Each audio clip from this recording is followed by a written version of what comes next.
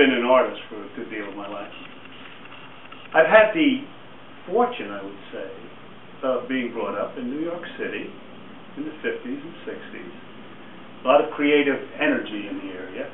And as a matter of fact, a lot of the creative energy was right in my own family. You'll note here that I have a picture, a self-portrait of my Uncle Joseph, who was a fine artist in New York City during the 40s, 50s, and 60s. Next to him is a painting that he did, an incomplete painting, but it was a painting of my dad, who was an opera singer, dramatic tenor. Vicino, sometimes billed as the second Caruso. And next to Joseph is his wife, who was a poet during that period, called Helen Farkas.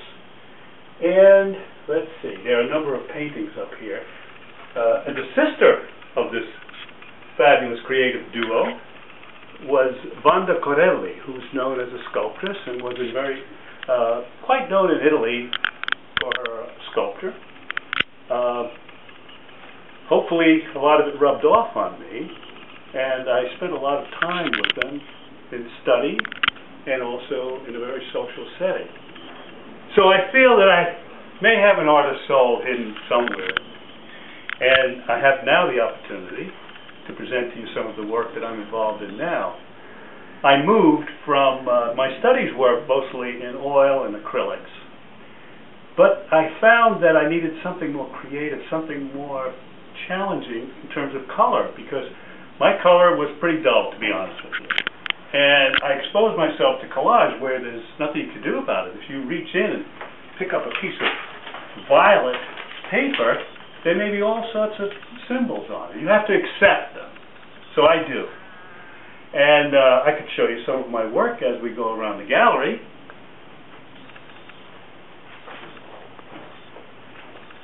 This is an interesting piece that shows a head, an eye, seeking and looking, and a head, a little head popping up, which I classify as evil. And we're always on the lookout for evil, right?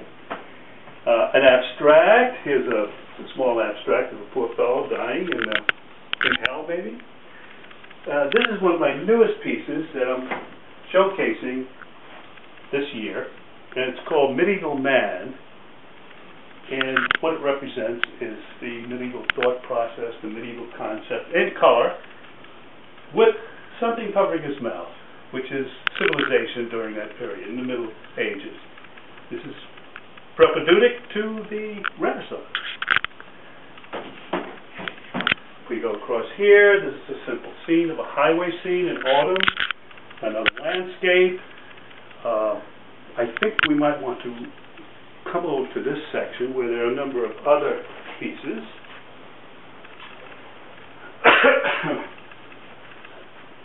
We have a still life, a symbolic piece, and what I think is a very interesting portrait.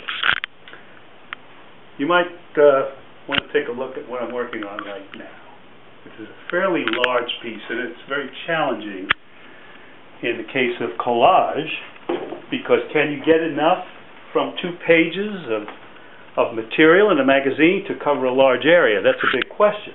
What I have to do is be creative about it and start working with density of color, pattern of color, in addition to the color. Now, there's something that I once quoted, and on my stage, the main actors are color, texture, and composition, with color in the lead role. In my drama, content or storyline becomes solely a vehicle for the main actors. And the main actors, again, as I say, color.